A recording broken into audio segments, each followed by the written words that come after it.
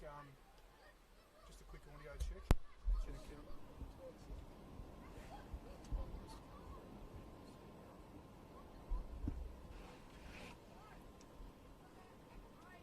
I don't think we're live on Facebook.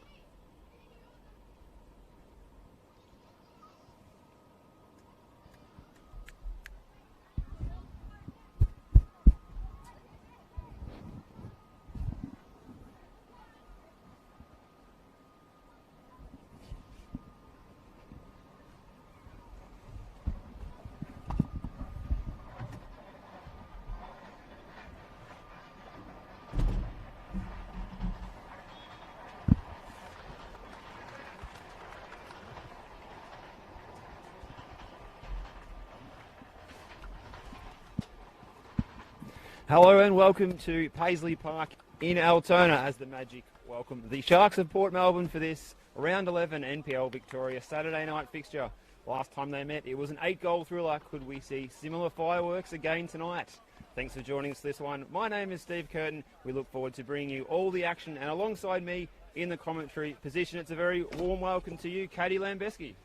Evening, Stevie. Good evening, everyone, and thank you so much for joining us this evening. Should be a fascinating contest between two sides. I think Port Melbourne really starting to, come into their stride a bit. Had a massive result last week with a 3-2 win over Oakley Cannons at home. Of course, Altona Magic struggling near the bottom of the table, coming with a 1-1 draw last week against Eastern Lions. Of course, coming with that late equalizer, and a bit of momentum coming into this evening with both sides. So I think should be a fascinating contest for us to see. Absolutely right, Katie. And for Altona, it will be a matter of getting the monkey off the back, getting that first win of the season that they so desperately need. They make 3 changes tonight. Nicholas Sete and John McShane drop to the bench, while Johnny Stachewski is out with the suspension. They welcome 2 new faces into the starting 11 tonight, Thomas Verndl and Nduma Makesh, along with Vince Leah, who gets a recall to the starting 11, while for the visitors, John Kowal and Luke Barfrosh drop to the bench tonight with the return of Chris Duggan and Christian Bombaci to the matchday squad, and also the starting 11 as we're underway here already. And don't adjust your sets at home. It is Altona at Paisley Park wearing their away shirts, the white shirts, and Port Melbourne, the visitors, in their home shirts, the blue and red vertical stripes. And it is Altona in those white shirts. They are playing from the right to the left of your screen at home, as Wellsmore is on the charge already early in this one. Ball inside, and it runs all the way through to Chris Oldfield, who is now the man wearing the captain's armband for the Magic now since the departure of Ross Archibald, who is, of course, lining up for the opponent tonight, the opposition, Port Melbourne Sharks. So he should feel he knows this ground quite well, should Ross Archibald. Perhaps this fixture could be renamed the Ross Archibald Derby. What do you think, Katie?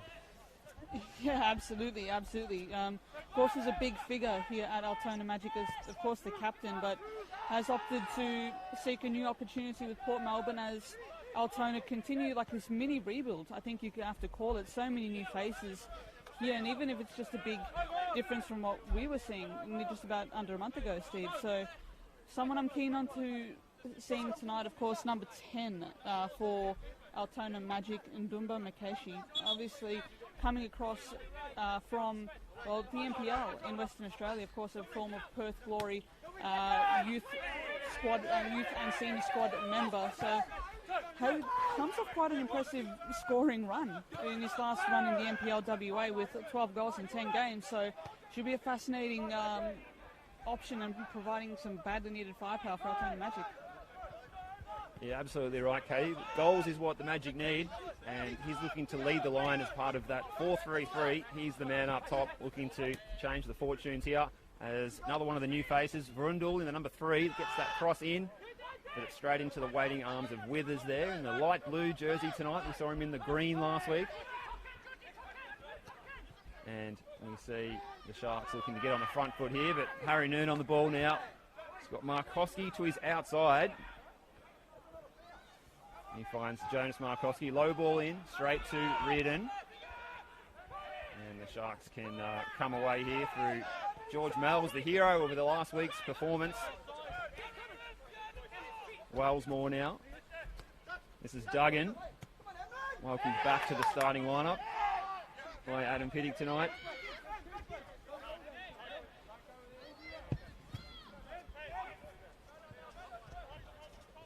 So those starting 11s for you tonight for the home side. Chris Oldfield in goal.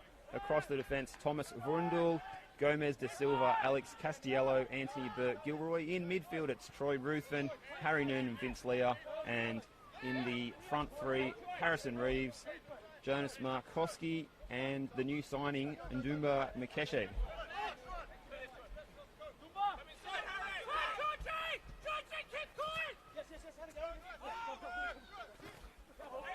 And that starting lineup for Port Melbourne. In goal, Andrew Withers. The back three is Aaron Reardon, Ross Archibald and Christian Bombarci. Chris Kiusis and Emlyn Wellsmore will provide the width as the fullbacks. In midfield, Anthony Anchallo, Matt Tumanopoulos, Daniel Edwards, George Males, and up top, of course, the top scorer for the Sharks this season is Chris Duggan.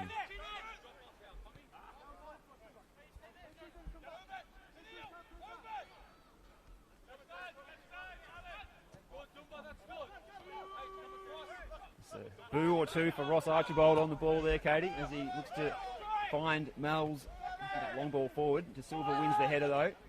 This is Duggan looking to charge down the right. Trying to get his cross in, but it just sails into those gum trees there behind Chris Oldfield's goal. Not the best attempt, but at least some encouragement there for Adam Pittick as his team looks to combine between their members of their attacking arsenal in the team. Thomas Wendell already starting just to take a bit of a effect for Altona, I think you have to say. Just someone who forced Duggan into that uncomfortable shot, really starting high up as well, really not afraid to get forward as well. So can definitely, looks like it's definitely a positive change for Altona in this early going. Of course, a very different side. Of course, you've got Harrison Reeves starting on the other flank, or the broadcast flank, right in front of us as well. So how he links up with Wendell might be pretty telling into the way that this game goes. Altona just trying to find a way out here, looking to just hold possession as Castillejo forcing it back to Oldfield. It's a long switching pass, but Porter able to recover the ball through Timonopoulos and Yancello. Of course, Yancello and Timonopoulos providing that midfield pair in a back, or what you could call a back five for Port Melbourne. 3 centre-backs and 2 wing-backs who are going to push forward, I think. Emlyn Wellsmore as well, just on the close, the broadcast side here, as well as Aaron Reardon on the far side. Of course, Altona attacking the left of your screen.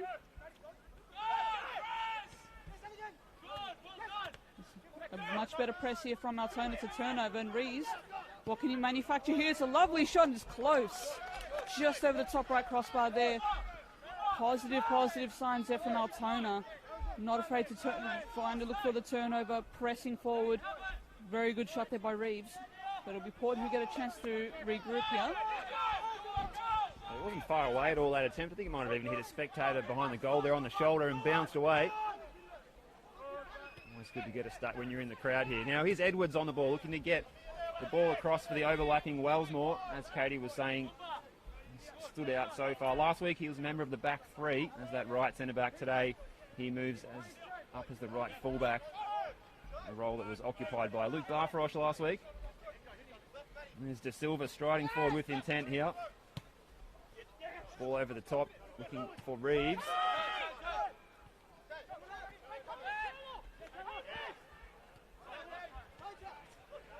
Mells loses out to Harry Noon. Markowski showed too much of it there to Ian Challo, followed by Kiusis and cut out by Burke Gilroy.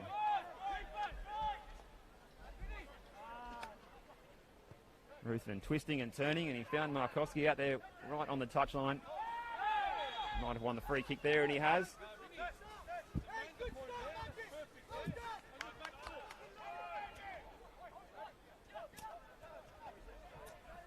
Bit of encouragement there from the technical area there from Savas Patikas for the Magic. Enjoying a good spell of possession so far in this one, Katie. Looking far sharper than they have look, in recent weeks. A bit of a rejuvenation to the squad, of course. But, of course, it may even take time for that to bed into the squad and to fully get the results. But rather than, of course, providing a constant presence in the middle of the park, he'll be still a very important part of the squad, you figure. Cross in from Wendell, but it's half cleared by the Port defence, who is scrambling here at the moment. Very well pressed there by Leah. Ball falls back to Wendell. The ball's held up in the box there, but it falls to Yanchalo to look to clear out here. Finds Mel's, of course, the double scorer last week who led Port Melbourne to that big 3-2 win against Oakley. And it's Duggan down the right in a contest there with Castillo. And looks like it will be a goal kick. Well defended there by the Magic.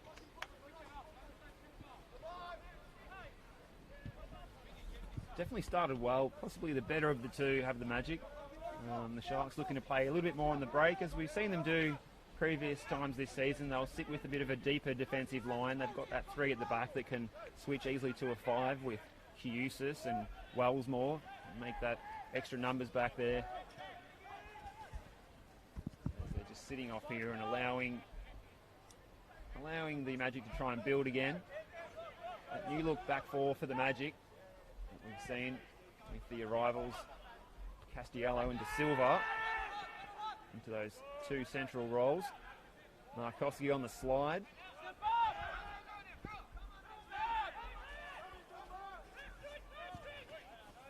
Archibald now, and the free kick's already gone the way of the Sharks.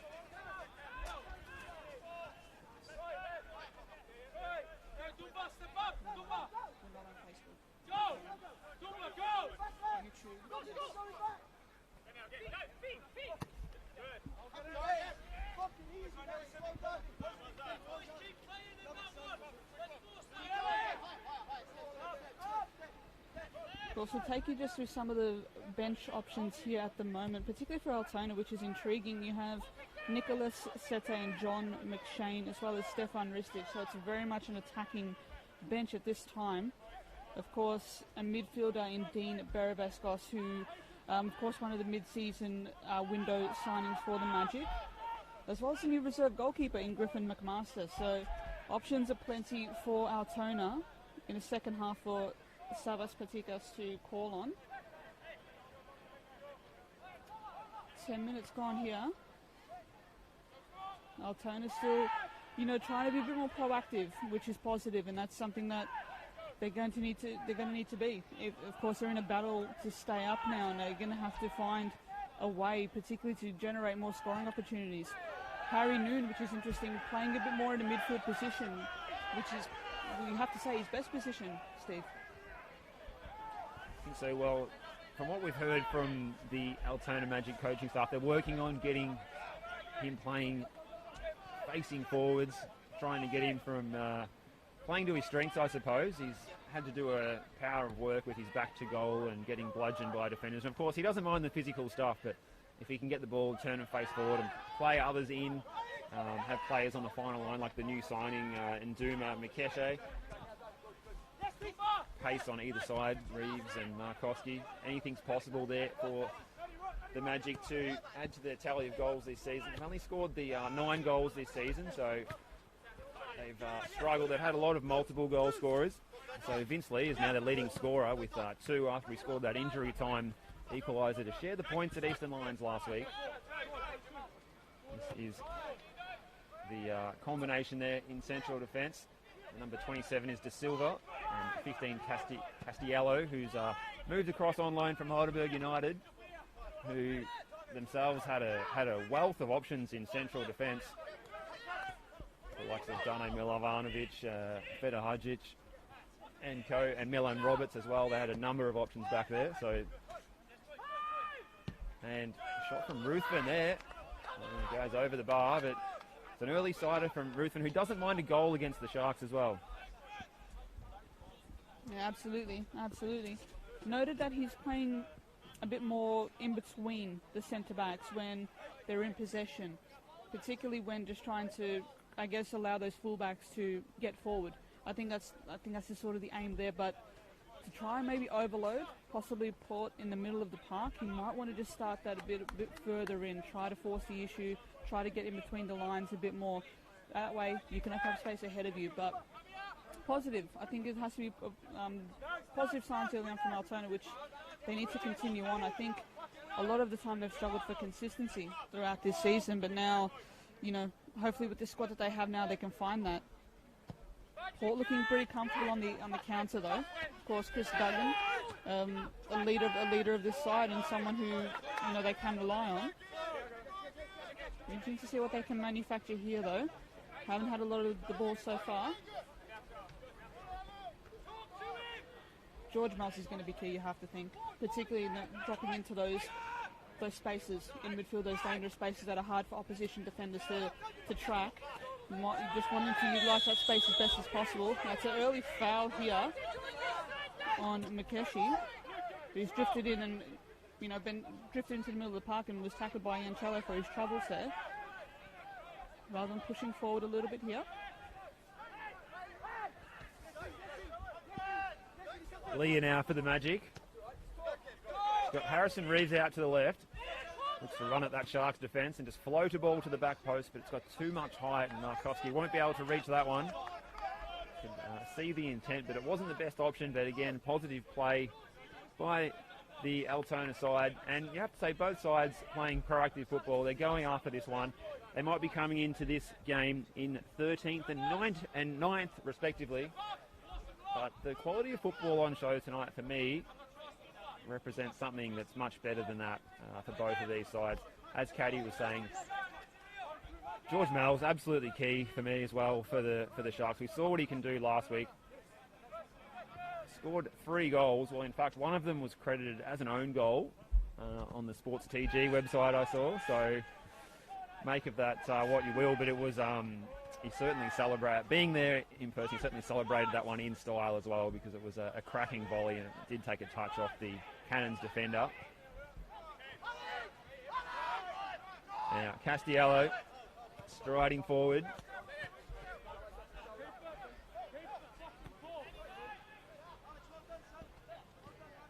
De Silva. Burke Gilroy looking to go left and then right. Patient approach here. It's a big switch from De Silva to Verndl. Duggan got there first and draws the foul. Castiello might even go into the book here. Might just get a word of warning perhaps from our match referee, which tonight is Luke Camilleri. The assistant referees, Andrew Stevenson and Ugar Arslan. And the fourth official, James Papageorgiou. As the Sharks prepare to take this free kick. And it will be that lethal left foot we've seen from the set pieces many times this season already. Chris Kiusis, 29-year-old left wing back. It's a lovely left-footed ball in, but again, well away, repelled by that Magic defence, and back in again. It won't cause any further worries for Chris Oldfield in goal there. He can just take his time. Altona Magic's new skipper. Most clean sheets in the NPL era, NPL Victoria. He's been a standout performer for them this season. He's had a lot of work to do. Yeah, absolutely. But there's no doubting his quality as a shot stopper. One of the best going around for a very long time and such a quality performer. Looks like he'll send it long. Markowski and Reeves providing the width there, looking for the option. Looks like he goes for Markowski, but Port are able to get the clearing header. Duggan with the back to goal. Very good hold-up play, but very well cleaned up there by Harry Noon.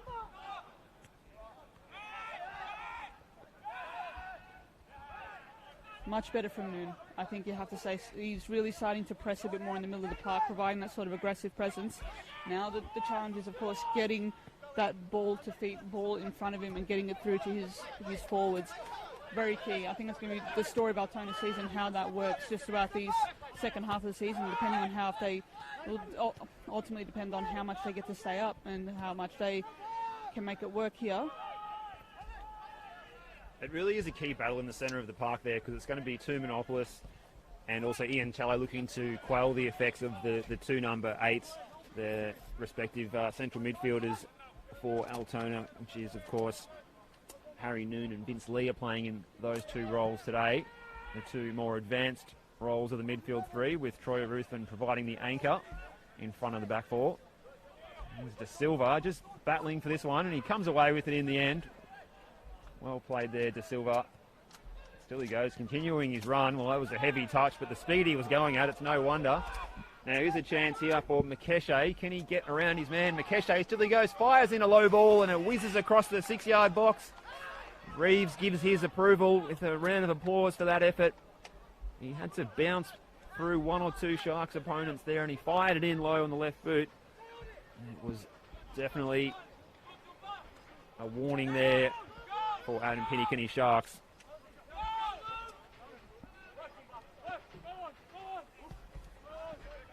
And Withers plays it long. Free header by Burke Gilroy. Markowski brings it down stylishly. He just can't quite find Leah on the first attempt, but does on the second. Verndl plays in Reeves. He's a busy player, Reeves. So many little touches, left and right, left and right. Trying to draw in a stray boot with the defender to then skip around them. That's what makes him so entertaining to watch.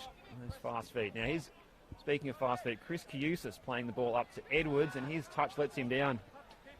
Daniel Edwards, he was fantastic last week for the Sharks in their win over the Oakley Cannons. Really stood out to me, not just because of his blonde hair. More of a dynamic presence, I guess, that they need. Is that what you sort of took note of, Steve? Yeah, I think they were. He and George Malves were playing in behind John Kowal last week, and they were dynamic. They were making little runs, and particularly when Malves was getting on the ball, he was looking to play in, Barfrosh, who was operating as the right fullback last week. Now, here's a chance for Markowski. He's charging forward. He's got his head down. He's got options in the middle. Reeves is there, but it's Bombachi makes the clearance. That was important. If Bombachi wasn't there, Reeves scores there. But he was there. Returning from suspension this week, Christian Bombachi. He was sent off 2 weeks ago against Heidelberg, 2 yellow cards. Definitely a welcome presence in that back three. Yeah, absolutely. And I think, he did well to cover there. Really did well to just sort of get rid of it. Didn't try to, fancy play the ball out sort of thing. Savas Patikas really imploring Harrison Reeves just to get on the end of that, just try to push into the box a bit more. The corner comes in, but it's long and looping. De Silva with the header, but it's cleared. Tried to clear away there. As Rutherford picks up the ball there. It's low to the right corner, and it's well kept out there by Andrew Withers. Might have just gone a bit off target, but very good response all the same. Looking to get the ball moving through red, and we're Port Melbourne. Best chances so far have fallen to Altona, but some space opening up here for Timonopoulos. Edwards charging down that right side, but can't quite get the ball. Tussle in the middle of the park, and well won there. Vince Leah playing it back with his Castillo. And then Verndl down the side. Castiello again pushing forward here. Big centre back. Verndl been busy so far in this half, but loses possession down that flank. Some repeat pressure here now for Altona, which is important. That sustained sort of pressure here. Rather than again trying to run the ball out, coming in between the two centre backs.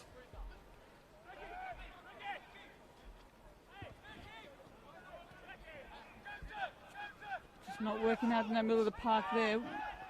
Anthony Burke-Gilroy pushing into the middle of the park there, but rather than doing well to win the ball back, Burke-Gilroy, well played, out to Leah. Looking for Makeshi, but nothing doing there. Opts to go for Reeves down that flank. It's a good crossing, but no one quite there to meet it. Bombachi, I think, with the clearing header. Only goes as far as Verndl, the new signing, of course. How have you seen this game so far, Steve? Just one thing there I wanted to highlight was a couple of really good interceptions in the Sharks back three by Aaron Reardon. He stepped out of that defensive line to make that interception in that last dangerous attack by the Magic, which was pretty crucial, and he won that header as well when he was tested aerially, so doing well on the floor and in the air so far as Aaron Reardon. He did have the captain's armband last week. That, of course, goes back to Chris Duggan, who's the leading scorer for the Sharks this season. He's leading the line. He's out of your picture at the moment, but he's right on the shoulder of Alex Castiello, looking to test him out. So they'll need to be alert to the dangers that he possesses. 5 goals this season, Chris Duggan. Reardon's looking to find him now. Duggan gives chase. Castiello's shoulder to shoulder. They go towards the touchline in front of the President's Suite there at Paisley Park. Duggan, low ball.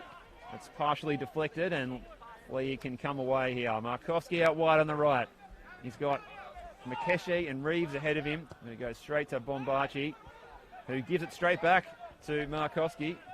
Twisting and turning, a little bit of flair in the centre of Paisley Park before Harry Noon plays the safe option and goes back to Oldfield, and 1 or 2 jeers from the home fans there as well, Katie, when he played that ball back. I think they're sensing the same frustration. I think just he needs to be looking more forward, looking to turn the ball into the middle of the park and then going forward. I think that's just what's causing just that midfield battle to break even at the moment. But if he steps forward a few bit more into the lines, he can cause a mismatch. I wonder if they will look to do that though. As Reeves with a very good run here finds Noon. The ball loops over, but it's a save there by Withers. Did well to get a hand to it with Mikeshi lurking.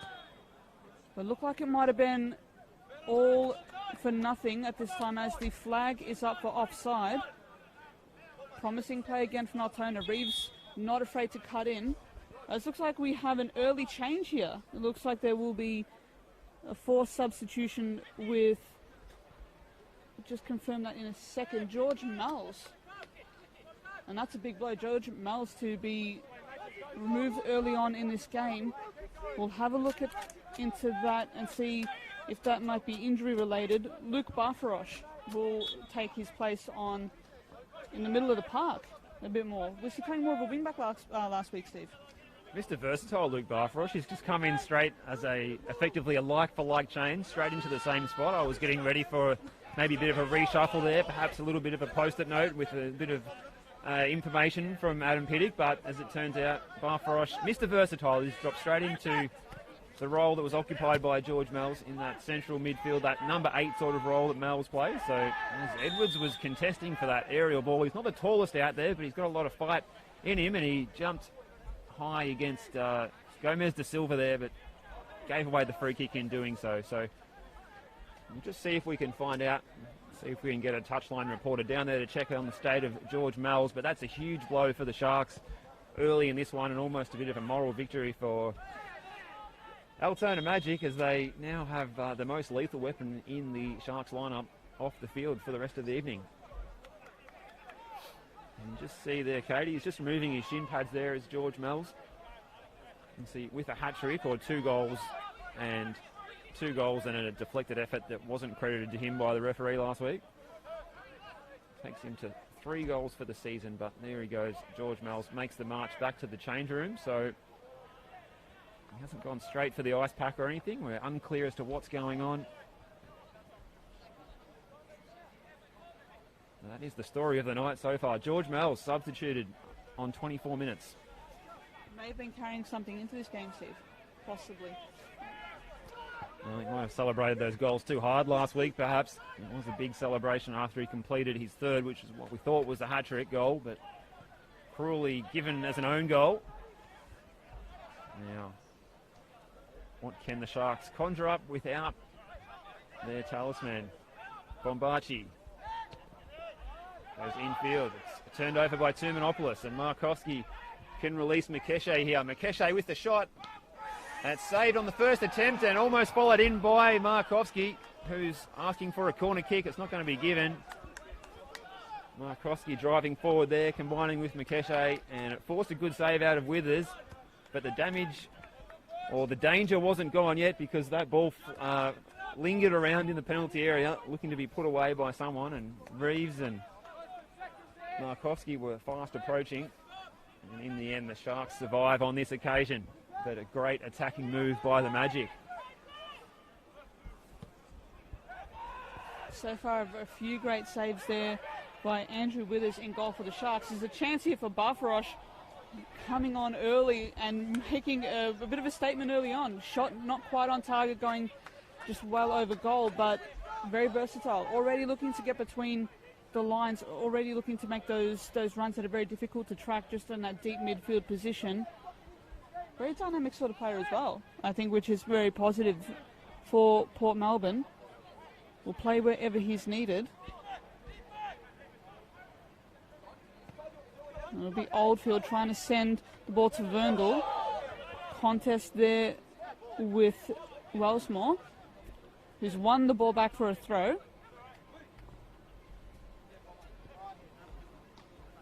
Just nearly at the half-hour mark here at Altona Magic. Makeshi with a good contest there. Just watching a replay, that last chance there that fell to the substitute, Luke Barfarosh. It's one of those ones that perhaps he was just surprised to end up with so much space and time and a good look at Chris Oldfield's goal. It was a really good flick on by the youngster, the blonde-haired Daniel Edwards. With a good touch on it. And he's the target of this long ball again, but that one's won by Gomez de Silva. Adam Piddick's got some choice words for his goalkeeper there. Apologies if you picked up any of that at home. There's passion running deep in the dugout. Barfarosh with the touch. This is Ian Cello looking for Duggan. Good bit of defending there by Castiello. It will be a way that I think the Sharks will fancy themselves perhaps to try and make the most of any lack of understanding between the central defensive pair of the Altona Magic, given that they've only had one game together, which was against the Eastern Lions last week.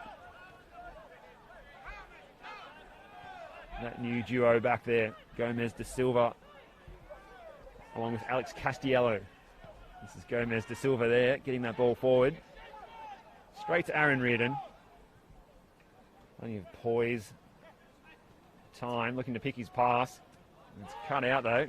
Ruthven was involved and he gets it back again off Burke Gilroy. De Silva. A little bit more positive for the Sharks in the last few minutes, despite that loss of George Mells. Castiello does a 360 and looks to charge away from Luke Barfarosh, which is no mean feat, let me tell you. He's a quick young boy, Luke Barfarosh. Werndl couldn't bring it under control. Wellsmore. Good header by Castiello. Makeshi. He's got Verndl in support. Goes for the cross. It's blocked by the former Magic man, Ross Archibald, and it goes behind for a Altona corner kick. Interesting to see, rather than almost playing as a third centre-back, allowing Castiello the chance to run forward, to run the ball into those attacking and midfield sort of options. I mean, it's almost robbing Peter to pay Paul in a way, isn't it? I think you just need, rather than just to sort of close those lines a bit more, get a bit further up. But the ball goes short with the corner. Reeves with the cross, but not quite able to meet a player there. That's Ruthven. Going back, and I think it's Burke Gilroy to send the ball in. Well dealt with there by Christian Bombachi. He's been great in the air so far, Katie, for me. He's been just nailing every header, clearing it away, not giving the Magic a chance aerially. Absolutely, just has been able to, make some very important interceptions, important clearances. But Noon here, Bombachi might be needed again. Noon looking for Makeshi, but the ball is cut out. Barfarosh almost looking to make the tackle on Leah. Noon with a chipped shot, but Withers saw that from a mile away and was able to claim that rather comfortably. Entertaining half hour or so far here, Steve. Of course, we'll look around the grounds with you shortly. So no goals so far, but the entertainment level, as Katie said, has been absolutely fantastic. Everyone in attendance tonight is on the edge of their seats, at least so to speak, because it is mainly standing room here under the veranda at Paisley Park. As Ruthven was brought to his knees there by the challenge by Bombachi.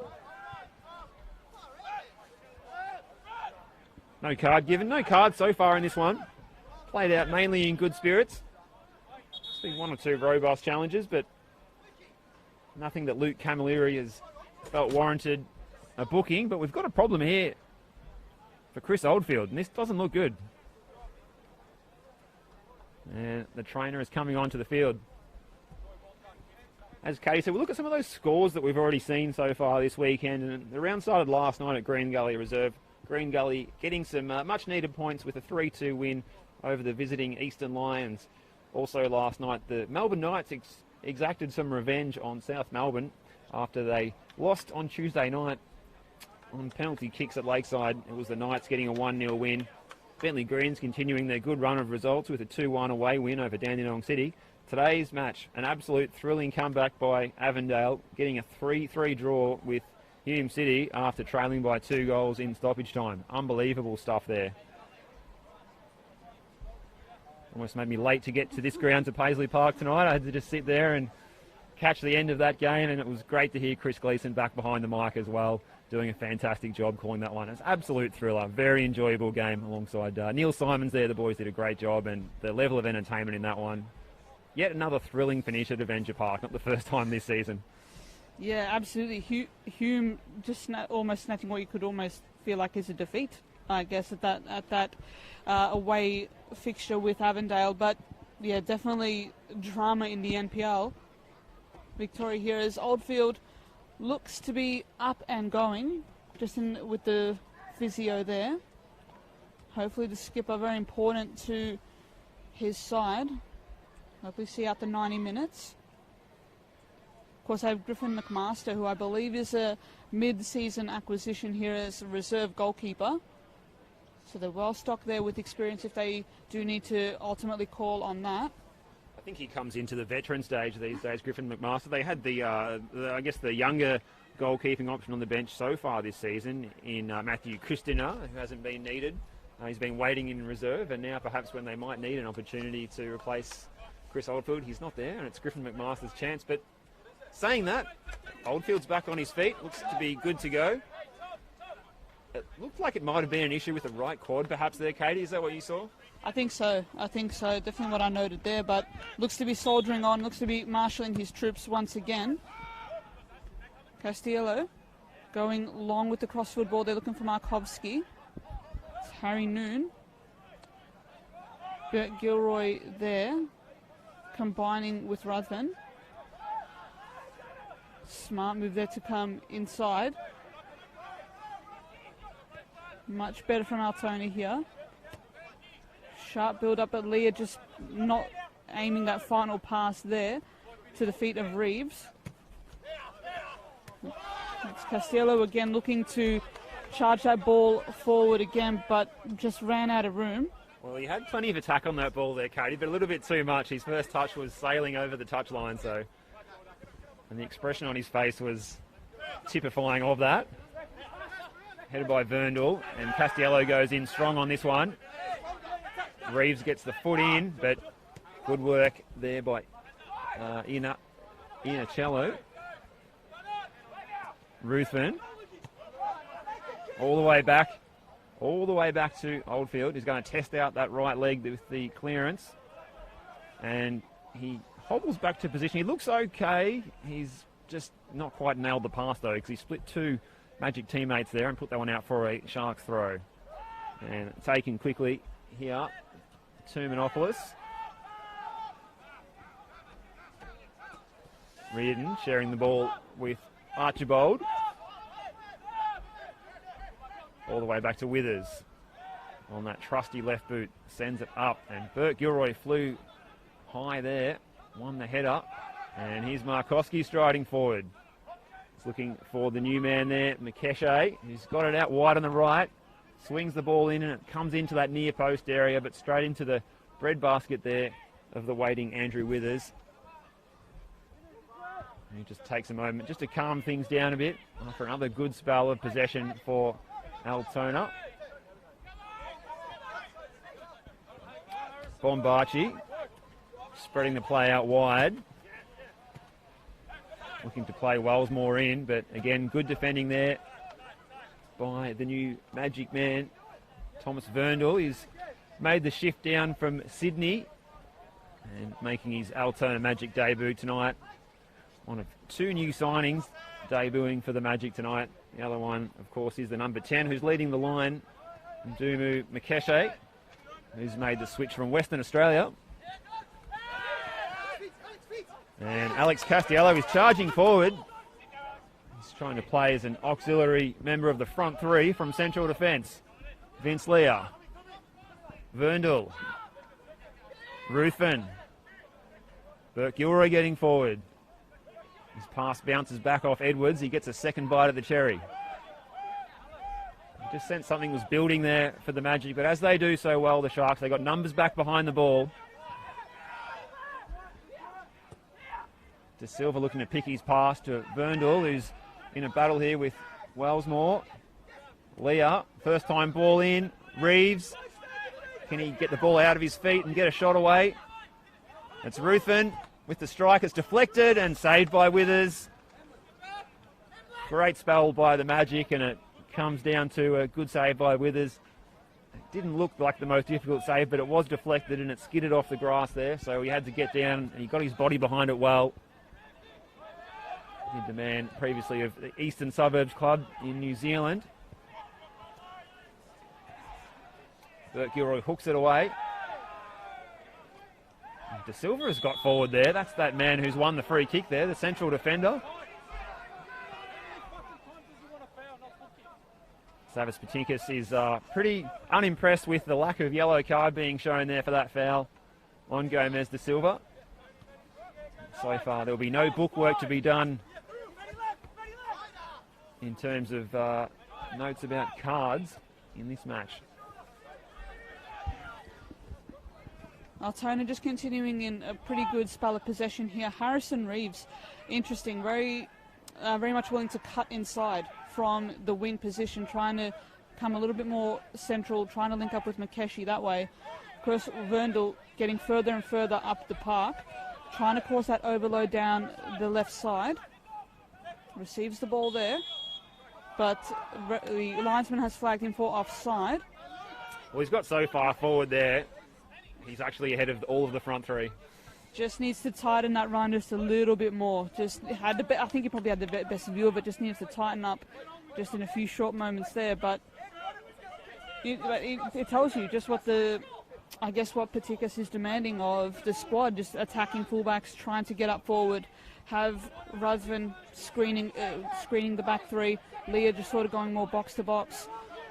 But it's going to, I guess, take a bit of time to try and fully gel together. As that man Ruthven again with the pass, releasing Noon with plenty of space here. That's exactly where they want him. Through on goal, running forward, links up with Markowski, but it's very well defended, out of play there by Cusis, of course, the Port Melbourne veteran. He's done well enough to earn a goal kick for the away side. Very well defended there. Continuing on with, I guess, the trend of really sharp attacking play. All that's missing is the finish, Steve.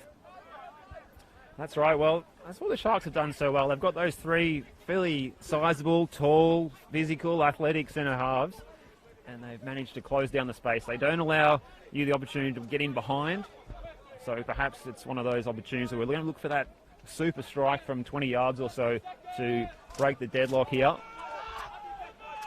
That's how they do it, though, the Sharks. Last week against the Cannons in their 3-2 win. They hedge their bets. They play a little bit on the break. But when they get forward, they do so with gusto. And with the addition of Chris Duggan in the squad this week, and even more dangerous. You cannot give them an inch. Wells more. Turns it over. I think the advantage is given there.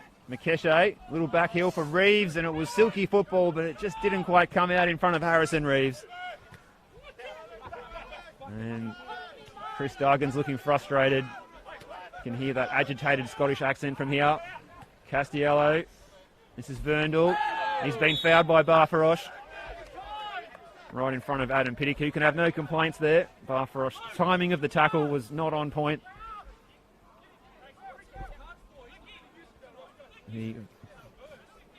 And Savas Patinkas, Katie, he's continuing to express his disappointment to the fourth official about the lack of yellow cards, and I see his point.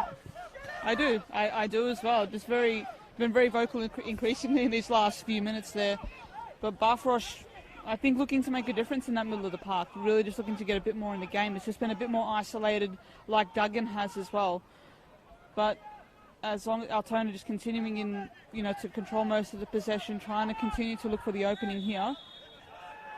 Looks like it's a free kick here. New looking to take it quickly, but it doesn't look like the option is on for him. So they're set up at the set piece. And could we see our first yellow card of the game here, Katie? And we have. Indeed, we have the first slice of cheese for the evening, which I'm sure will no doubt impress Savas Patikas there on the sideline. I can see him smiling from here, Katie, and I'm not actually saying that just for comedy reasons either. And it's even a smile there from the fourth official as well there, which is James Papageorgiou. He's copped a bit of an ear bashing tonight from the Altona Magic bench. But perhaps he will earn a reprieve after the man in the middle, Luke Camilleri, showed the yellow card there to Chris Kiusis.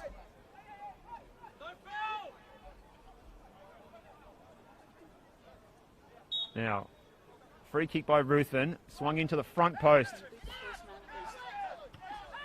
As Katie said, he did beat the first man, which is a good start. Just they've struggled at the set piece tonight. It's just been, they've had a few, but they've all just either fallen short or just way over.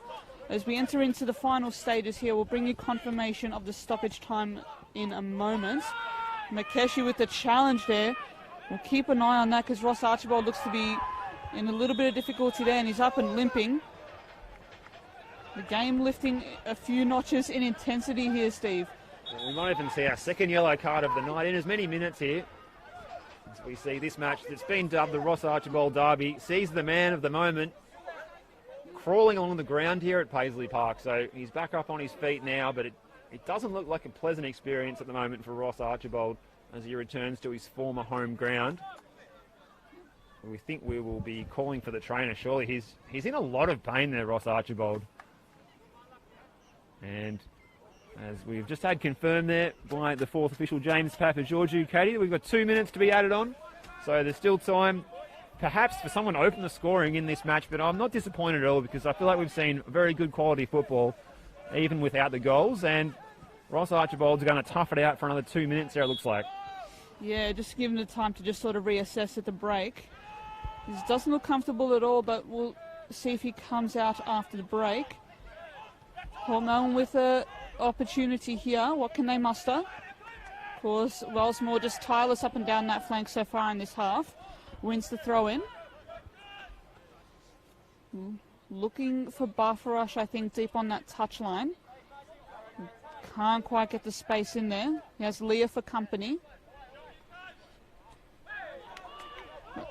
Good skill there from Harrison Reeves. Just skipped the ball through the legs of the opponent and up the touchline and got Altona moving in the right direction. Now they've got the throw in, so they can almost run the clock down here until half time. Or maybe launch one more attack perhaps, Katie. Send it long. Just go for it. Just go for it in these last few minutes. See what you can find. But go short to Ruthven. As well as sending. And they have sent it long. They must have heard me. I don't know. But Bombachi again, Steve, just very commanding in the air. Just has been very consistent all night tonight. Just been there to clear up attacks there for his side. Markowski there with the flick on header. Archibald under a lot of pressure there by charging Makeshi, but he wins the header back to his keeper. Looks to be okay. Looks to be moving a little bit better than what he was in those last few minutes. Plays into the middle of the park, and it's Edwards. But hasn't got anything forward there, so he sends it back to Withers. And that will be it, Steve. And that does end the first half here, Katie. And it was a fascinating first half. All in attendance here getting full value for money. It is 0-0, but the quality of football on offer was excellent, in my opinion, despite these sides being in places 13th and 9th on the table. This is a good match. We hope you're enjoying it at home. Please join us, both myself, Steve Curtin, and Katie Lambeski, for for the second half. We've just got a hunch it's going to be an absolute thrilling finish in this one. We look forward to bringing it to you after this short break, where the score here at Paisley Park is Altona Magic 0, Port Melbourne Sharks 0. Right, kill the audio for now.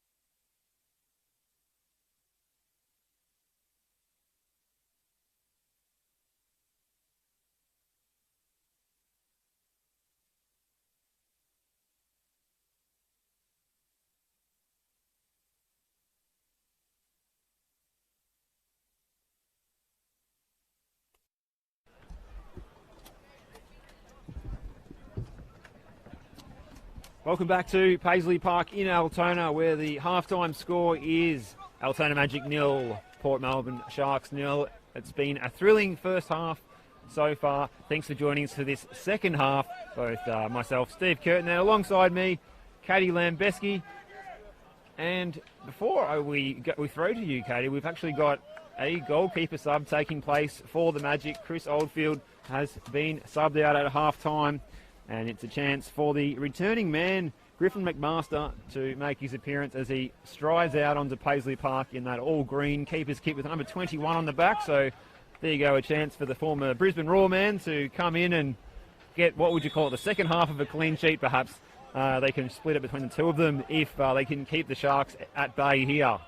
And we are now underway for this second half. It's NPL Victoria round 11, Saturday night football. Looking forward to a really big second half here as Altona on the ball. They had the lion's share of possession in the first half. We'll see if that changes in the second half. One of the big moments of the first half was an injury to George Mells, who was the hero for the Sharks in their 3-2 win over the Cannons last week. He was subbed out on 24 minutes and replaced by youngster Luke Barfarosh. This one's going to run through, and an early touch there for Griffin McMaster, getting his chance on his return to Paisley Park. Burt Gilroy, another player who's come back into the team in the last couple of weeks, returning from injury. Anthony Burt Gilroy combining with the Silver, but they've lost out here. Barfarosh tries to ride one challenge. Harry Noon tucks in and takes that one. Left-footed ball, sprays it out. It's cut out by Bombachi.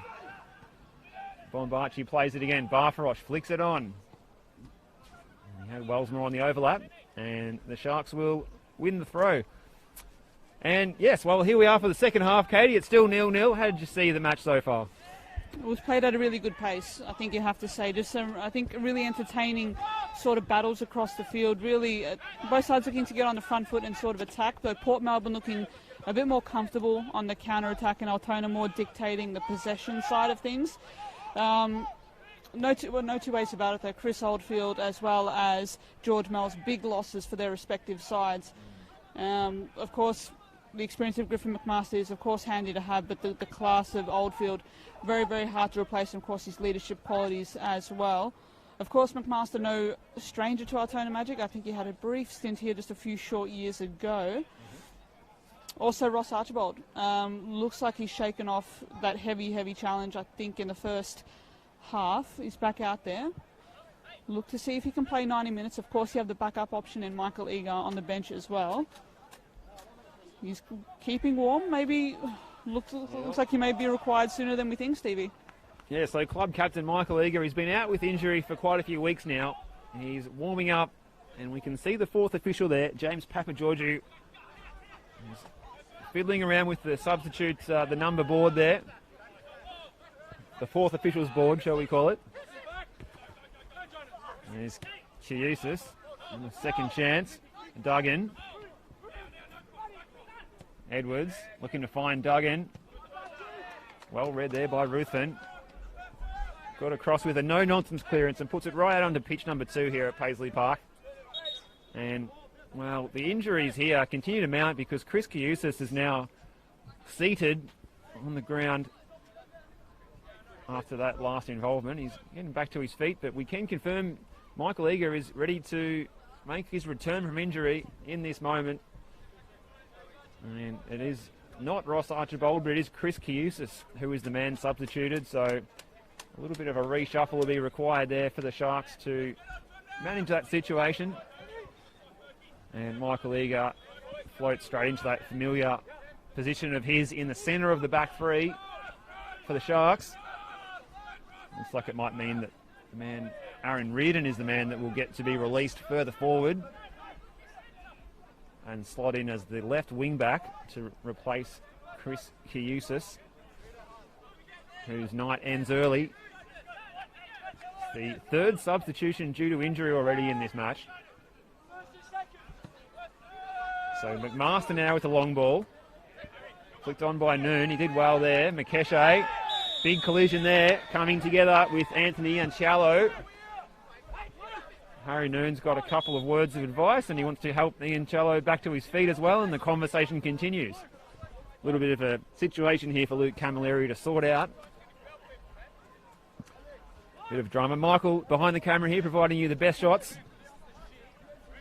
from the comfort of your own home.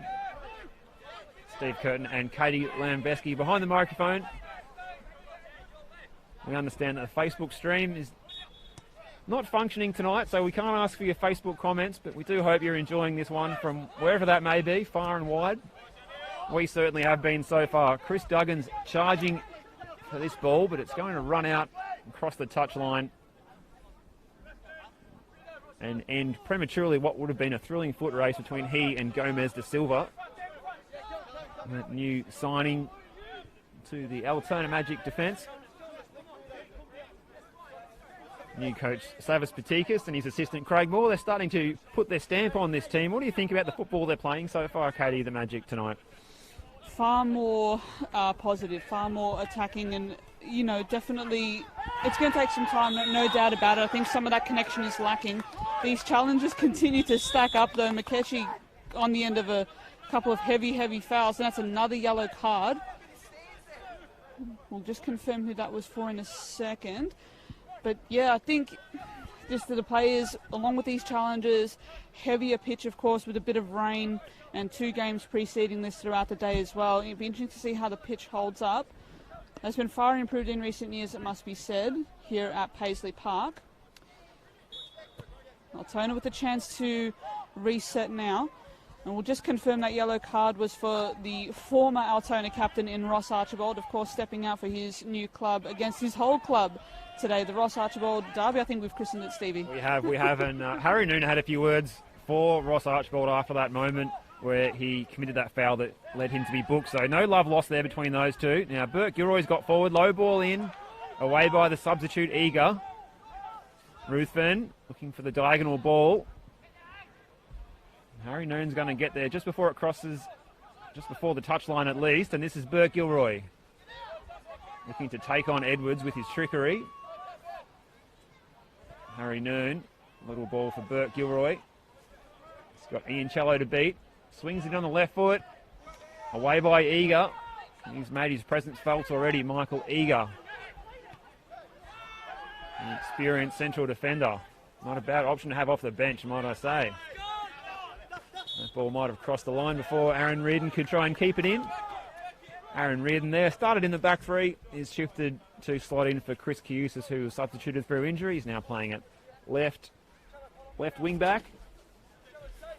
And now we've got Burt Gilroy to take this throw in, right in front of Savas Patikis in the Altona Magic technical area. He's looking for Makeshi. It's a good first time pass, and there's a bit of space here for Jonas Markowski to pick his pass. And he put it on the penalty spot, went right across there, and arriving late there at the far post, Thomas Verndl. And still he goes, Thomas Verndl, the new signing in the week, moving down from the Harbour City. And his low ball in was somewhat misdirected. And Tumanopoulos brings the ball away. And we've got a foul here. Chris Duggan's gone to ground. Assisted back to his feet by the experienced Vince Lear. Of course, Vince Lear scoring that goal that earned the Magic a share of the points last week over at Burwood when they scored in the 92nd minute to get a point against the Eastern Lions. It's his second goal of the season. And we have lost the ball here. Can't say I remember seeing that recently. They're all ready to take the free kick. No ball on the field. And Savas Patikis letting the fourth official here know that it is a training ball for the Altona Magic senior side. Nonetheless, the game must go on here. Sounds like something more of a local grassroots level that would happen rather than NPL Victoria, second tier of football in Australia. Not shy to use the training balls when required. Absolutely. It's Altona here though, winning a corner. Haven't nearly made enough of the chances that they've received at the set pieces, corners, free kicks, but they'll look to reassess here. Now, from what I understand from the set-piece rehearsals at the training ground, I expect Alex Castiello to be the target of this corner kick. He's floating around the back post area. It will be a short routine. Swung in by Reeves at that man Castiello, but well away by Eager. And Gomez de Silva, and the overhead was acrobatic, but it was over the bar.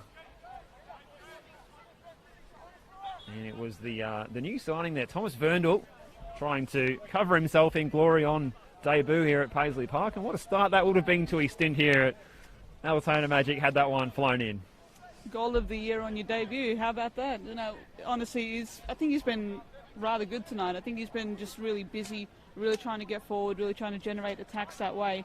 Hasn't always come off, but I think it's going to hopefully come with time. Of course, he comes down from Western Sydney Wanderers Academy and even time spent abroad in England with Ipswich Town as well. So he's come from good pedigree behind him, and I think he can only be an asset to Altona from this second half of the season and here on out. Now this is Aaron Reardon striding forward. Can he get a good ball in? He's floated that one in, and McMaster's had a false step there and a hesitation. Nearly lost his footing, but the Magic win the free kick there to save any blushes that might have been. As we said, Griffin McMaster subbed on at half-time for Chris Oldfield, who was carrying a bit of an injury, what looked like an injury to his right thigh, which is obviously a problem if you are a goalkeeper. Wants to make those long clearances.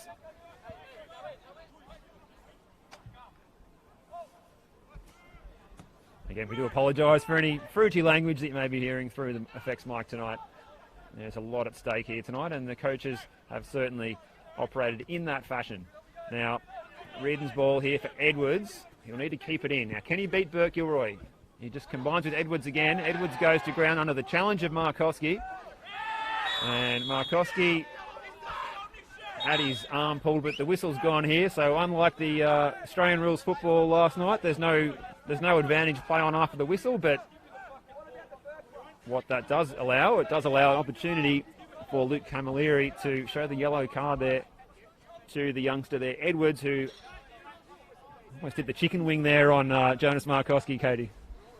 It also doesn't help that he's not exactly hard to miss. I think any foul, any little niggling foul, I think any referee is going to be able to see. But, you know, a lot of dare and flair to his play, which I really like. And I think Port Melbourne just haven't utilised that enough, particularly if Barfarosh's runs through from deep midfield.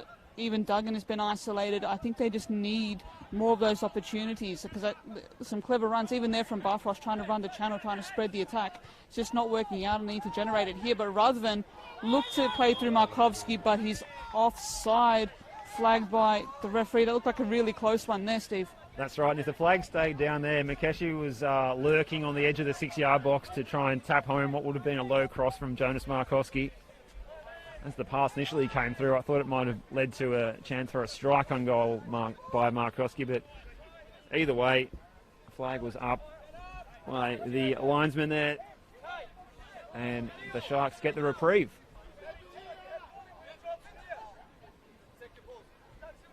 See, Port Melbourne conceded 11 free kicks to 7 so far in this one. Burke Gilroy with a strong header. Markowski brings it down the chest, as he loves to do, but Reardon picks his pocket and plays the ball in. And Barfarosh might have got there first if it wasn't for the intervention of the former Heidelberg United defender, Alex Castiello, now lining up here at Paisley Park for the Magic. If you have just tuned in, yes, Altona Magic are wearing their white away jerseys at home. Don't adjust your sets. Just a quirk of NPL Victoria's kits, I suppose. And Eager's just done enough there to keep out Makeshi. He was down on all fours. Ian Shallow. That's a great switch out there to that right-hand side. This is Tumanopoulos looking to find Duggan, but Gomez de Silva played it away. Barfarosh might have been fouled there by Ruthven. And looks like Ruthven's going to avoid any further sanctions. Barfarosh is going to take his time getting back to his feet here. Now, this would be a prime position for a Chris Cusis missile. Of course, he has been substituted through injury.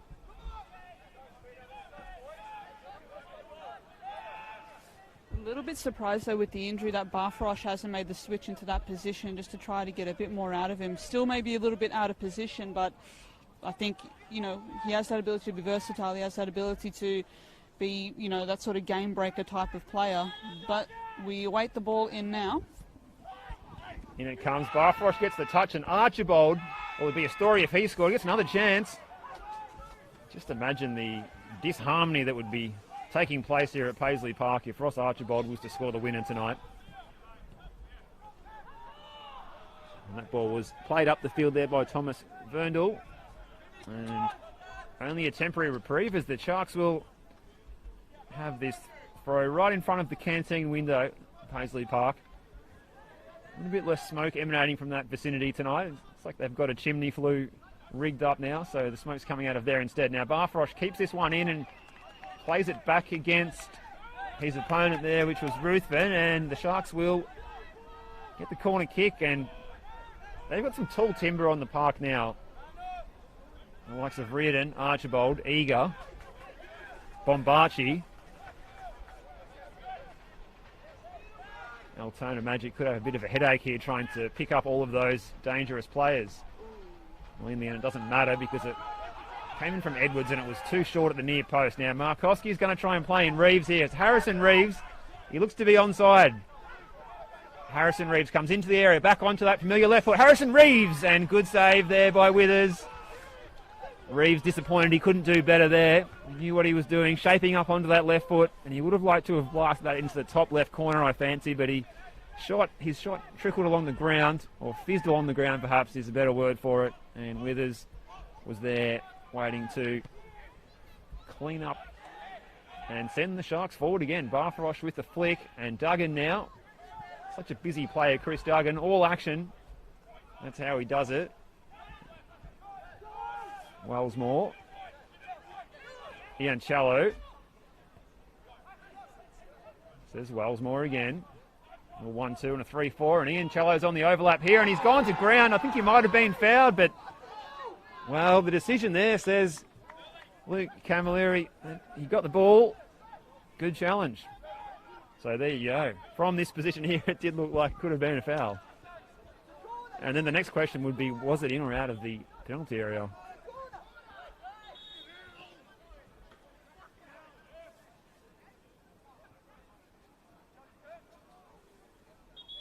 Well, a bit of disharmony out there at the moment, Katie. Might have another injury problem. Yep, that's Ian Cello. He made that lung-busting run, can we use that term? He surged forward, played the 1-2 and the 3-4, got forward, went to ground, didn't get the free kick, and he's absolutely fuming at the moment there, Katie, is Ian Cello. Yeah, has put in a mountain of work, and looks to be frustrated that it hasn't quite come off, and looks to be carrying an injury now. It looks like he may need to take the early shower, have an early night here, as the substitute is ready. John Kowal, as well as Omar Amashi, as well as Evan Makagianakis, of course, a reserve goalkeeper for the Sharks tonight. Some really good options there on both benches tonight, actually, Katie. You look at, you've got McShane and Sete as well as options on the Altona bench. Lots of twists and turns left in this game, that is for sure. Looks like it'll be a Marche to get the nod, but we'll keep an eye on that. Okay, Edwards with the corner. He needs to get it over that near post area, and Duggan flew in at it. Perhaps again a little bit short. He perhaps wants to be aiming more around that penalty spot area as Barfrosh gets the chance to cross here towards Eager, who's stayed forward. It's Michael Eager's header, and it just bounces past the post. You can hear the gasps there from the travelling Port Melbourne fans who thought that was going to nestle in to the bottom left corner of the net there. And it was Griffin McMaster, the substitute keeper, who breathed a sigh of relief when he saw it run behind for a goal kick. And the Altona goal remains intact, and that substitution has now taken place, Katie. Confirmation there, but it will be John Kowal coming on and replacing Anthony Yanchallo there. Of course, that'll force another rejig. I think Kowal just going immediately forward there. may result in a back four for the Sharks, but we'll definitely have a look at that. Kowal already tracking back. This game picking up a few notches here as Reardon is down as well. Someone who's also put in a mountain of work tonight, Stevie, up and down that flank, and it's a yellow card for Harry Noon as well. It's all happening. It's all happening here as the Port Melbourne Sharks fans give Harry Noon a piece of their mind. Well, Harry Noon goes into the referee's book there. And that's his 5th yellow card of the season. So what that means is he'll incur a suspension next week, in which he happens to turn 28 next Saturday, so he might be able to party hard next week if he's not playing. Ball forward by Archibald. It goes into the area. Barfrosh attacked it well. McMaster coming in and just kept that one inside the line of his penalty area. Had to contort himself to keep the ball inside. This game's becoming further and further stretched out here. Edwards with the header. Up by Wellsmore.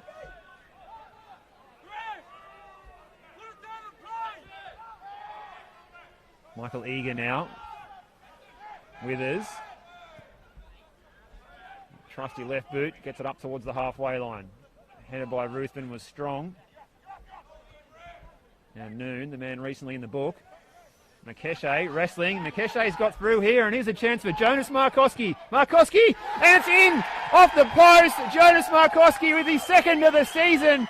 And most importantly here, Altona Magic, they're in the lead, and they're in the box seat to get their first win of the season, Katie. Absolutely fantastic for Altona Magic and Jonas Markowski. Withers saved it into the post, and he can't believe he wasn't able to somehow turn it around the post. But Altona, they are looking the goods now. Made a great effort there, no doubt about it, did Andrew Withers in goal, but outstanding goal, outstanding moment in this game. Makeshe with the turnover and then forcing it to Jonas Markowski. Takes a touch off Withers, takes a touch off the post, but doesn't matter, it's all the same. It's a massive, massive goal for Markowski. 1-0 now to the Magic. 66 minutes played, still a lot more football left in this game tonight. And plenty more options off the bench for the Magic. What a moment in this game, that's for sure. Well, I can see why Withers was angry there. He shouldn't be beaten at his near post like that, but the power of the strike by Markowski will give him credit. He's been the assist king of late, Markowski. Managed the assist again last week to set up that goal for Vince Leah. I think he's sitting on around 4 or 5 assists so far for the season, Jonas Markowski. Now he's scored his 2nd goal of the season. Hasn't scored since earlier in the season in the opening couple of rounds when he followed in a Harry Noon free kick that was ricocheted from close range and found the net in the match. Also here at Paisley Park. Now the Sharks, can they get a quick response? It's Edwards with the corner kick. He needs to be a good one. Good defence there by Ruthven and volleyed away on the left boot by Markowski. Tumanopoulos. Pressure from Burke Gilroy. In fact, it was Reeves. Makeshe. This is Nduma Makeshe, the man who's come across the Nullarbor from Western Australia, getting the assist on debut here at Paisley Park. Vince Leo plays it out wide. This is Thomas Verndl, another one of the new signings, gets the ball in, and Withers stuck an arm out, and he's going to concede the corner kick here. Spectacular play here at Paisley Park, Katie. It definitely continues to rise a few notches here with the intensity. Of course, Altona and Port just charging forward, just trying to find the opening here. Brilliant play as well there again from Makeshe, just being able to hold the ball up, make the switch and just continuing to force the issue for Altona Magic was vital in the build-up, in the lead-up to that first goal. What may be the deciding factor.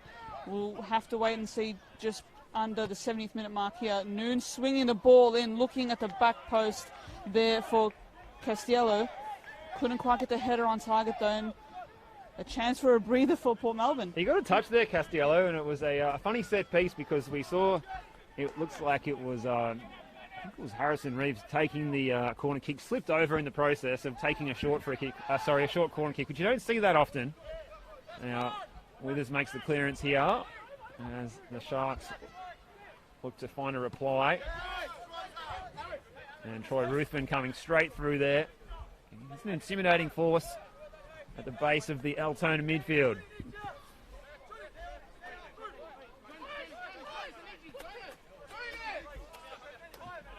Reardon's throw up to Chris Duggan. And there's that man again, Ruthven. He's put that one out into the darkness of the second pitch here, which was floodlit earlier.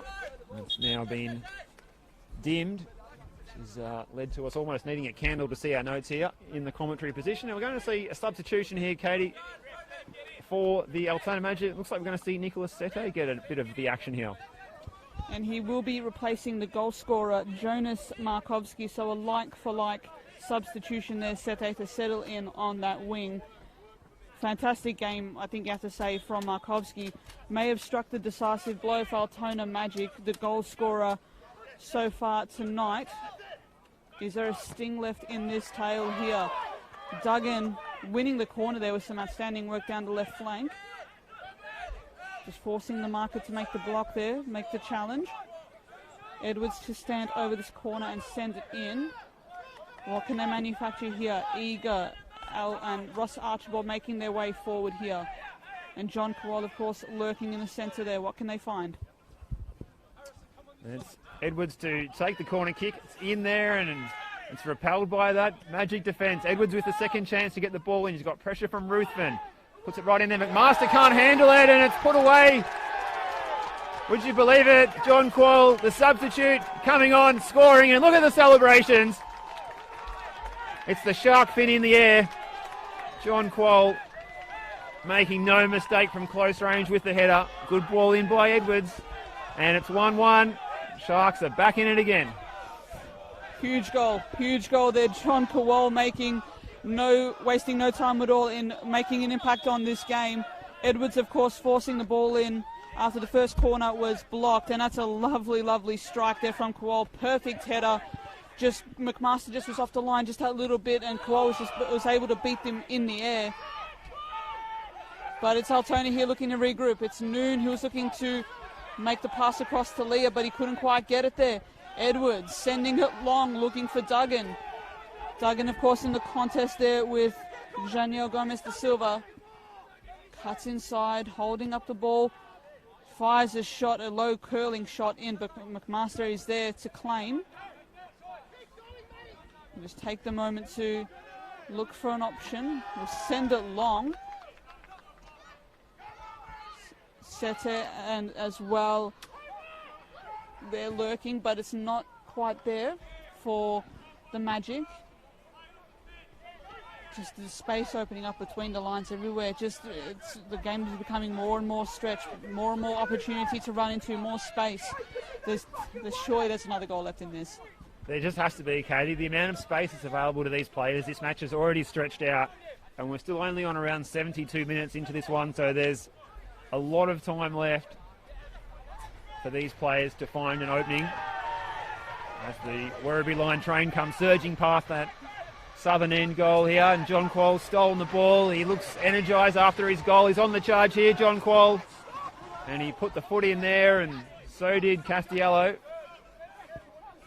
Castiello will be cursing that Griffin McMaster wasn't able to come out and punch that earlier cross by Edwards. As the rain starts to fall here at Paisley Park, as it tends to do, as the match gets more dramatic, the heavens often open up here. It's just a matter of fact. Michael Eager on the ball. Here's Barfarosh playing it out wide. It's Bombachi getting forward. Christian Bombachi with the cross. Chris Duggan on the volley. And McMaster comes out and mops up. Drop kick up the field. Makeshi. Good defending though by Archibald. And Harry Noon's been fouled indirectly there. Not quite off the ball, but just adjacent to it. And the Magic will take the free kick quickly. Vince Leah playing it out wide. He's got a little bit of overlap here from the new man in Thomas Verndl. And in the end, the Sharks get the throw in. As we reach for our wet weather gear here in the commentary position. The rain is only light. Fortunately, the wind is nowhere near as severe as it can be here at Paisley Park. It's around 14 degrees at the moment, so ideal conditions for good quality football, you have to say. And that's what we're seeing at the moment as that ball runs all the way through to Griffin McMaster. Ruthven looking for his options. This is Gomez de Silva making his second appearance after debuting for the Magic last week at Burwood against the Eastern Lions. This is Sete. Sete relegated to the bench tonight, but getting his chance now for a big final 20 minutes in this one. And Anthony Burke-Gilroy looking for options. It's quite crowded in front of him. So 1-1 here. And the chat continuing between Magic assistant coach Craig Moore and the fourth official there, James Papageorgiou. Now, good touch by Duggan. And big sliding challenge from the big centre half there De Silva. Gomez De Silva did well there, stepping out of his defensive line to exact a perfectly timed challenge. This is Duggan in a bit of an arm wrestle here. And just about winning it, and he does. Just been very much willing to present an option at all times, always being the focal point of the Port Melbourne attack. A lot of tireless, sort of selfless work as well there from Duggan. Kowal, the X factor, the goal scorer. What can he manufacture in these last few minutes? He continues to just stumble a little bit here, Altona. Just need to regain a bit of composure, a bit of momentum.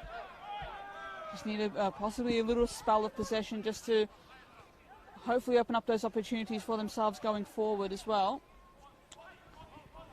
Of course, as well, Harrison Reeves has also been quite solid across his debut game for the Magic. Sending it long there was Withers, but it only goes as far as Ruthven. Combining with Noon, and now Burt Gilroy down the wing here. Sete cutting inside. Good run so far. Makeshi in a battle there with Archibald, and Archibald was able to outpoint him there. Duggan once again the focal point for Port Melbourne. He does very, very well there, but too many numbers there for the Magic, and they clear, but it only goes as far as John Kowal. Kowal looking to take on his man. May have been fouled there, but he's encouraged to play on, and he beats Castiello again and puts a low ball in. And again, it's well cleared there. Nicolas Sete on the ball. Reeves showed a little bit too much of it to his opponent, which was Bombarchi, and now Tumanopoulos can come away. Now out wide, this is Wellsmore. Tumanopoulos with the first time pass. It's well read by Troy Ruthven. Pressure from Barfarosh. Ruthven goes to ground. He's looking for the free kick. Barfarosh not impressed that was considered to be a foul, but Altona will look to regroup and push forward. Well, they were so buoyed after that goal on 66 minutes by Jonas Markowski, were the Altona Magic side and the fans here as well. It was only a short-lived, because within 5 minutes, John Kowal had found the back of the net at the other end, and levelled things up at 1-1. Altona Magic had so many matches that have ended all square this season, 5 out of their 10, so that's quite a lot. Another change for the home side for Altona. I think their third and final sub. It will be Stefan Ristich replacing Harrison Reeves. So another like-for-like change. Would have been interesting to possibly see a John McShane lining up alongside Makeshi up front, possibly replacing Harry Noon, going into more of a flat 4-4-2. Try to, I guess, stretch that Port central defence, that three-man defence that they're playing. But they're going for like-for-like. And to be fair, it has, I think for most part it has worked. They have been very positive in attack, have the Magic. Looking to get the ball forward quickly was Noon. Shifts to the right, Burt Gilroy and Makeshi lurking, but Port able to scramble and clear. Only goes as far as Leah though. It's Sete on the other side.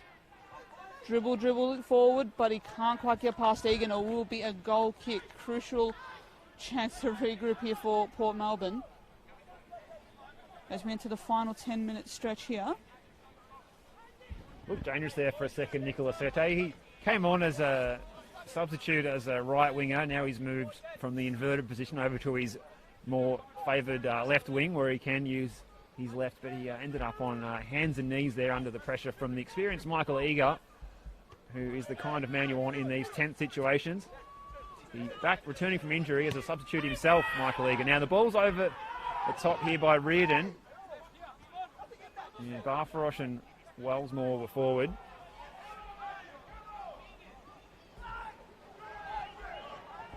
Eager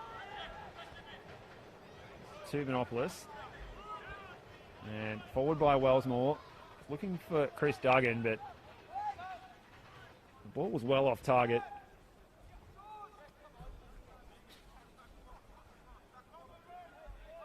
And with the intensity that we've seen in this match, players taking a welcome reprieve in this lull here as we prepare for a pretty huge final 10 minutes or so in this one.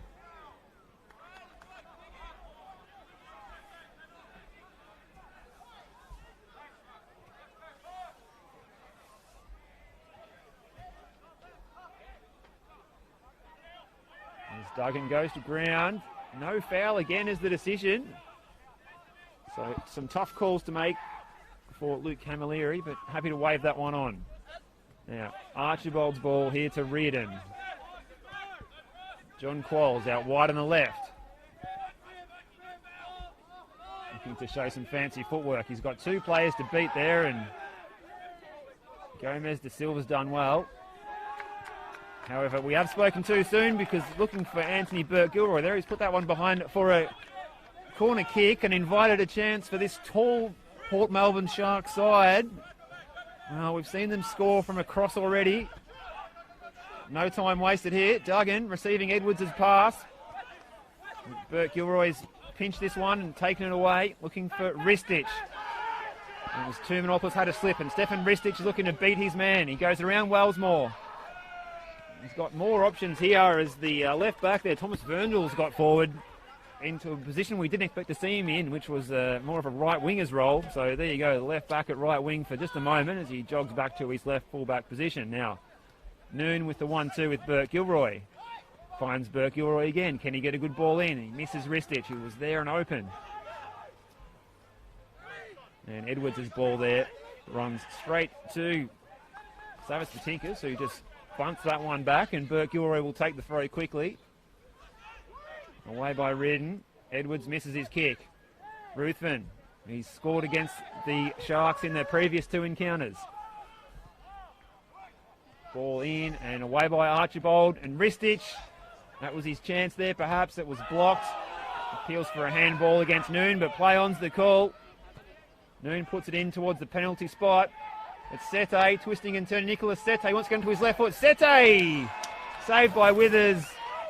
Fortunately, it was straight at the midriff of Andrew Withers there, who gratefully collected that one. Had it been a metre or so either side, he would have been scrambling. Absolutely. Very, very well placed shot there by Sete, and very, very well saved there by Withers. Plenty of space here for Barfarosh.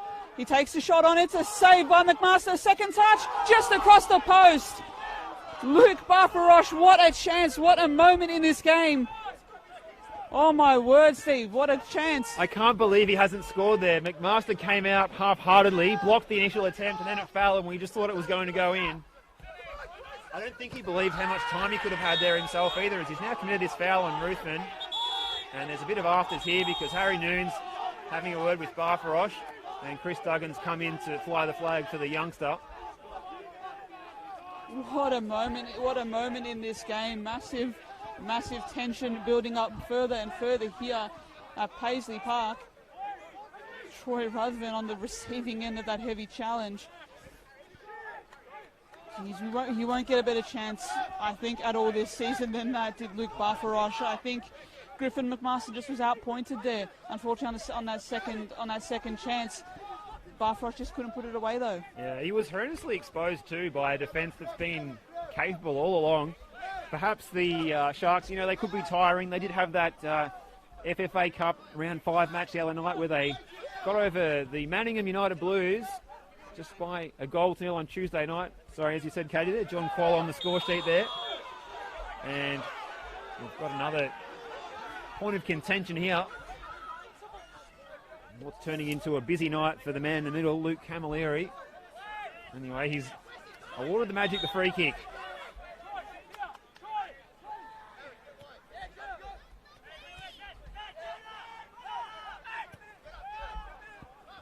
Master charges off his line to make that clearance. Over the top. Route one from the Magic. Mekeshe's offside. So, as we were saying, no signs of the Sharks tiring after that game on Tuesday night. Whereas Magic already exited the cup competition. So they've just been focusing on training midweek. Burke-Gilroy up in the air towards Mekeshe. He had a lot to do there, did Ndumu Mekeshe.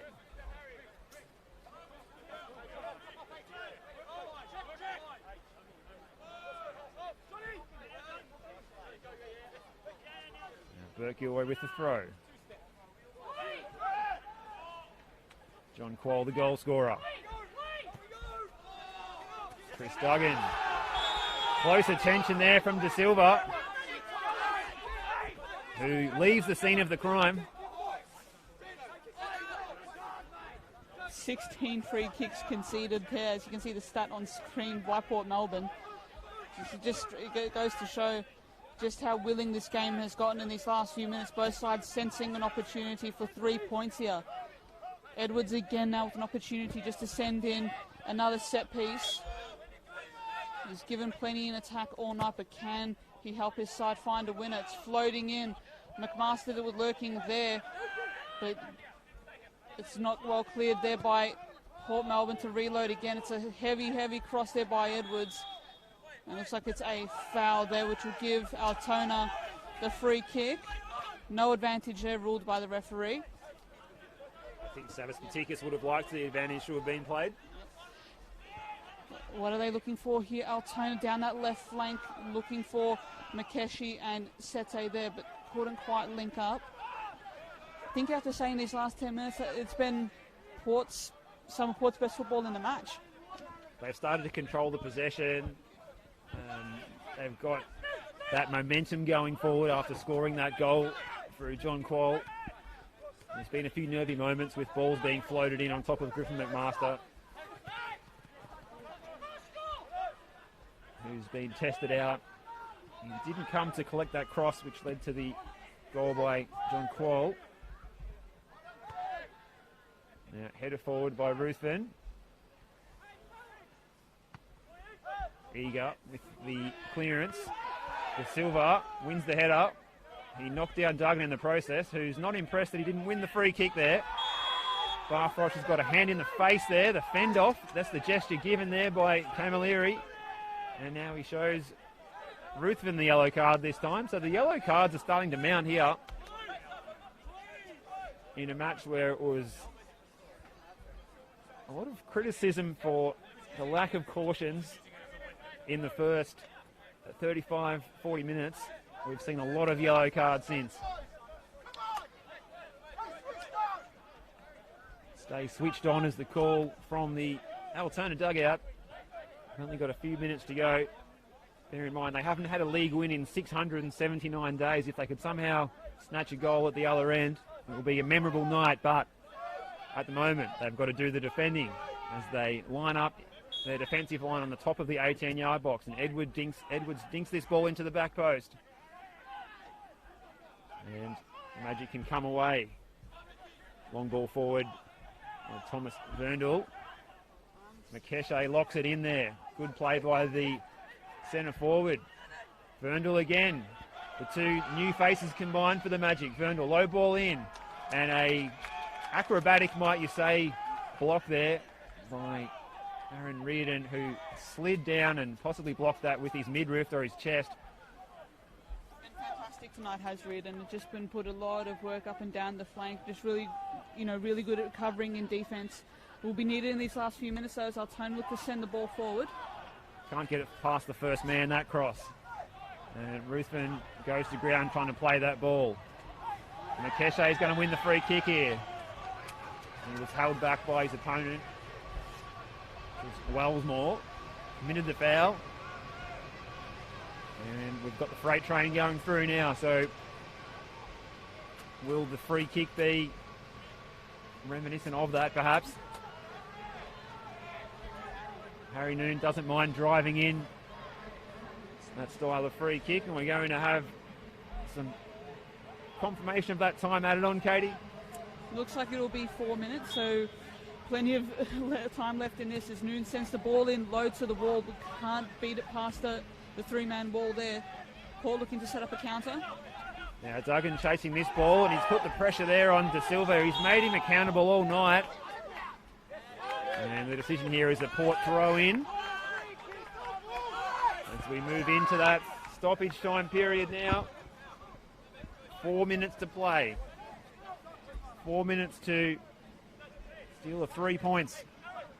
How valuable they would be to each of these sides.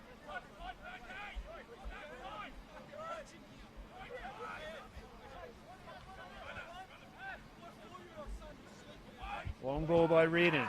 Headed by Barfarosh. And he's penalised for climbing on top of Ruthven. Well, tempers are fraying on the sidelines here. Even more than they have been on the field. McMaster sends this one long.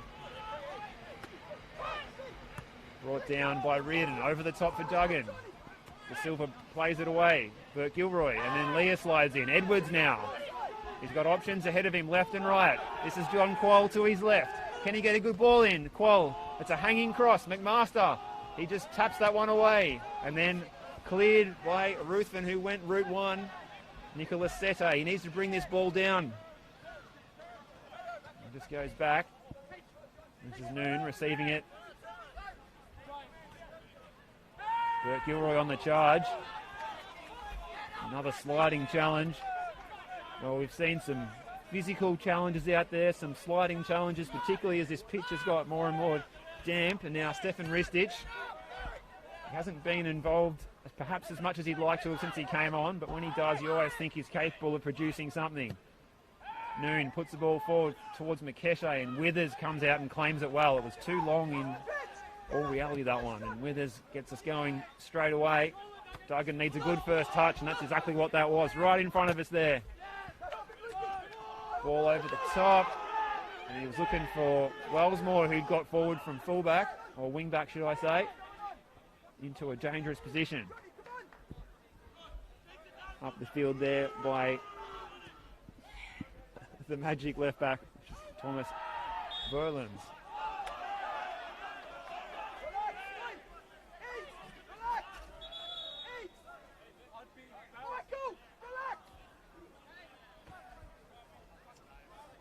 Been good tonight, the new signing at left back there, Thomas Verndl. They actually played with Harrison Reeves there starting at left back last week, so a bit of a change up last week, testing the versatility of the players in the squad.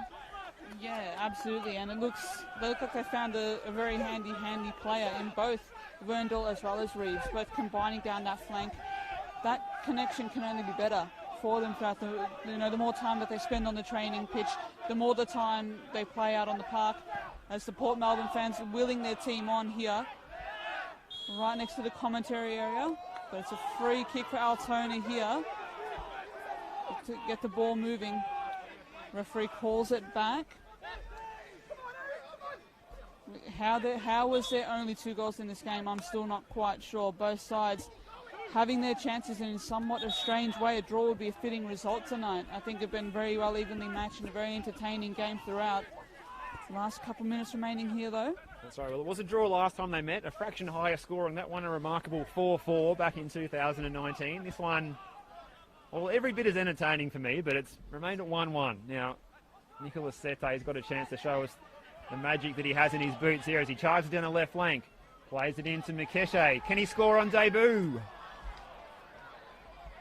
Withers is equal to the shot and gets it moving forward again, as he loves to do. He's got Duggan up there. He's going to jump with De Silva. Runs through to McMaster. And we run out of time here. No one can find a late winner. and everyone slumps to the ground or to their knees with hands on hips, Katie, because that was a taxing encounter for all involved. We've got full value for money for everyone who turned up here tonight as it finishes at 1-1. Your thoughts?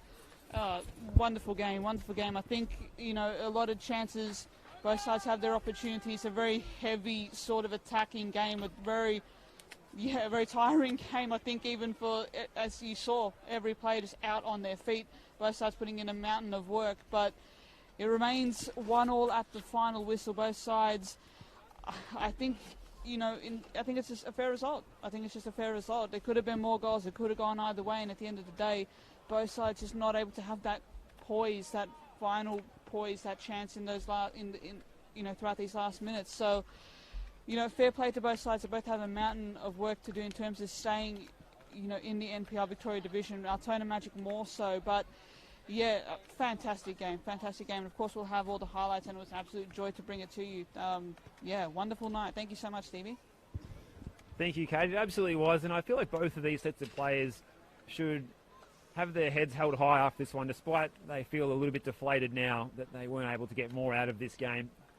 It was a fantastic performance by both sets of players, and well done to them as it does finish here 1-1. We've got a couple more games to come up for you in NPL Victoria tomorrow. Heidelberg United hosting St Albans, followed by Oakley Cannons and Dandenong Thunder. Those games will be live on the streams on Facebook and YouTube of the NPL Victoria socials. Get around those tomorrow for your Sunday afternoon football fix. But that's all we've got here from Paisley Park tonight on Saturday night football. It was the 66-minute goal by Jonas Markowski, set up by new boy Makeshe. It was cancelled out by a fine header by John Kowal, which was set up by an even better cross by the youngster Edwards there to ensure that this match finishes at 1-1, and the Port Melbourne Sharks and Adam Piddick are having a post-match address on the pitch here as Altona is headed down the tunnel. Thank you very much for joining us tonight. Both myself, Steve Curtin, and Katie Lambeski have enjoyed your company just as much as we've enjoyed this match, alongside John giving you the best shots, giving you the best shots behind the camera, and well done on everyone involved tonight. Thanks for joining us. It's 1-1 at Paisley Park at full time. Good night.